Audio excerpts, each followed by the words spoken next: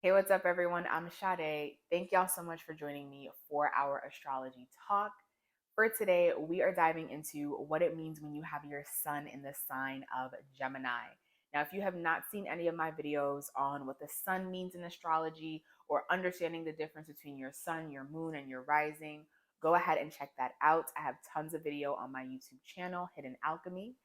And let's go ahead and dive into the context of this video. Geminis love, love, love this sign, love all the signs in the zodiac, but every sign has their own little unique flair that makes them super interesting. And Geminis are definitely the chatty catties of the zodiac. Geminis are ruled by the planet Mercury.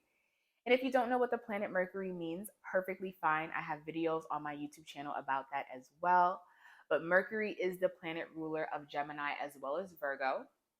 Mercury is all about how we understand and process the logical world around us, the conscious world around us, how we communicate and express ourselves to others, and how we can communicate and express what we process about the world to other people. So it's really about understanding information, dissecting information, and creatively communicating it back to others to teach them knowledge as well.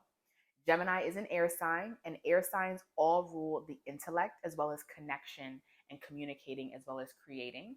And Gemini is masculine. So Geminis are active with how they move in the world, and they are intentional because they have that masculine energy to push them through. So, working with Gemini energy, if you know any Geminis, I know for myself, being mercurial as I am, I can always tell when a person has strong Gemini placements before looking at their chart, just because Geminis are just capable to have conversations for hours about nothingness.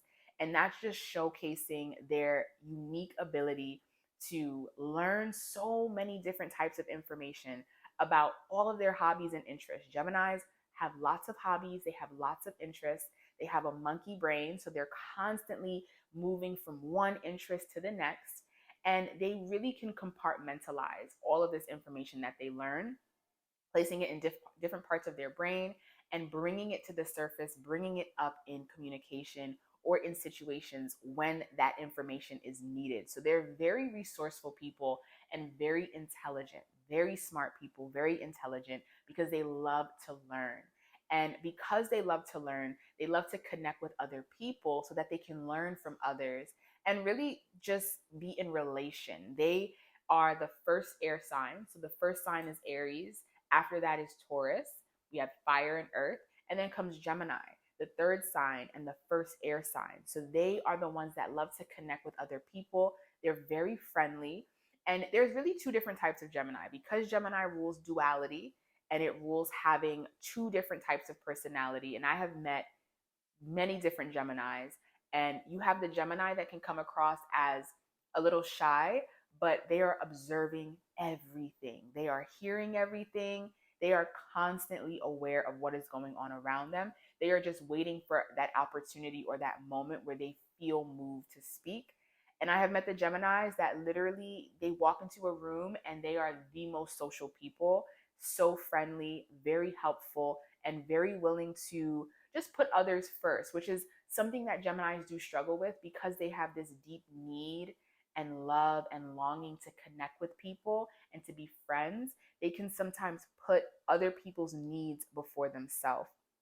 And the reason that this can make a little bit more sense is because Gemini comes right after Taurus.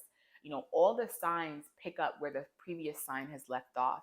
And when you have Taurus energy, Taurus is ruled by Venus. Venus is all about relationship, it's all about making sure that there's harmony and there's balance. Gemini picks up that energy as well, even though it's initiating its own energy and loves to connect with people, loves to communicate, but puts their need of relationship and their need of friendship sometimes before themselves. And because Gemini has this dual nature of, understanding different parts of a situation, which is a really beautiful trait to have, they have a very hard time of understanding themselves. And this is where their opposite sign, Sagittarius, comes in and really helps them to bring balance because Gemini is about knowledge and Sagittarius is about truth. A Sag is going to take all of that knowledge and information that a Gemini would learn, and a Sag is going to apply it to their life, gain wisdom, and from that wisdom that they gain, that is their truth. That is how they are operating and moving through the world and having a deeper understanding of self. So Gemini has to work more on that and lean into that aspect of Sagittarius of, it's okay to learn all of this knowledge, it's okay to learn all of this information, but at some point you have to figure out, where do you stand in all of this information? Because at the end of the day, it's all just information. And if you can't really apply it to yourself in a way that is meaningful for you and that actually means something for you, then it's just constant movement, which is also what Gemini is known for, is their restlessness. They definitely have that monkey brain because they are constantly aware of their environment, constantly aware of different types of information, processing things all the time. They have this monkey brain and this restlessness, and they have a hard time starting something and finishing it all the way through. So that's actually something that they don't take from Taurus, right? Is like they can have these creative and amazing ideas. Geminis are so creative, but because they are constantly in need of motion and change, I forgot to mention this at the beginning of my video, but Gemini is a mutable sign, and mutable signs are all about adjusting, adapting, and changing. So because Geminis have this energy of movement and needing to be in a state of movement, it can be hard for them to see a project completely through to the end because they are so much more concerned about being in movement of the project, having the project take off, that it's like, no, you have to start and you have to sustain and then you have to adapt, but you still have to sustain. So it's that sustaining aspect of a lot of things in their life that Gemini has a very hard time with. And it's very normal with this sign to have the notion of jack of all trades or learner of all, master of none. Very, very common for Gemini energy because they have this intellect and they have this creative spark, but they don't have the earth grounding. And that's another thing with the air element. Sometimes with air, air can get so involved in the head that they have a hard time grounding on earth and bringing things back down to practicality. And that's where Virgo, the opposite, the other sign that is ruled by Mercury, comes in. Virgo is very good at having those conversations about ideas and creative ways to do things, and then taking those ideas and bringing it down to earth and doing the step by step tasks to bring it into the physical world and bring it into actualization. Now, because Geminis are known for their dual natures, which is a really beautiful trait to have, even though I know a lot of astrologers, or just common folks say, Geminis can be two-faced, and it's really not that they're two-faced. It's just that they have this beautiful ability to see different perspectives and different sides to a situation, which is very important because if you're stuck on one way of viewing something and one way of doing something, then you kind of sabotage yourself of getting to the end goal and not getting to the end goal necessarily by the way that you thought you were going to get there, but opening yourself up to different possibilities and perspectives. And because they have this dual nature, it can be very hard for them to, like I said, figure out one path, stick to it, and they can come off very flaky. I have had so many Geminis in my life, and one thing with Gemini energy, if you try to make plans with them, just expect for that plan to not really happen, or to just happen at a later date, or it's just not going to be the exact same way that you planned it. They just have this nature of being very flaky sometimes, and it's because of that constant restlessness and that need to adapt and change. If something changes in their schedule or changes in their life, they're going to adapt their whole day around it, which is going to shift anything that might have been sustained or planned previously. Sign Gemini is the ruler of the third house, and Gemini also rules the hands as well as the lungs. And the third house really represents our community, our local community. Now, the opposite house of the third house, which is the Sagittarius house, the ninth house, that rules philosophy. It rules foreign travel, going abroad, going overseas. But Gemini rules your local community. How are you connecting with people in your environment? How are you connecting with people that maybe go to your local library, that go to your local church, that go to your local supermarket, and just connecting with the community to be in the know? Geminis love to be in the know.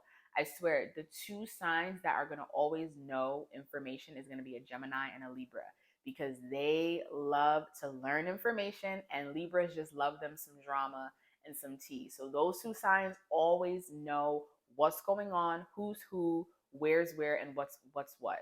Because Geminis are the gift of gabbers, they're very good at communication and they have a lot of charisma. They know how to weasel their way in situations, weasel their way out in such a swift way that you wouldn't even realize that they have just ran game on you. But that's just how gifted they are in terms of language and in terms of words. So I wouldn't be surprised if anyone that has a lot of Gemini placements, besides just your sun, because your sun sign is just your conscious of the qualities that you have, but there are so many other aspects to your chart rather than just your sun sign.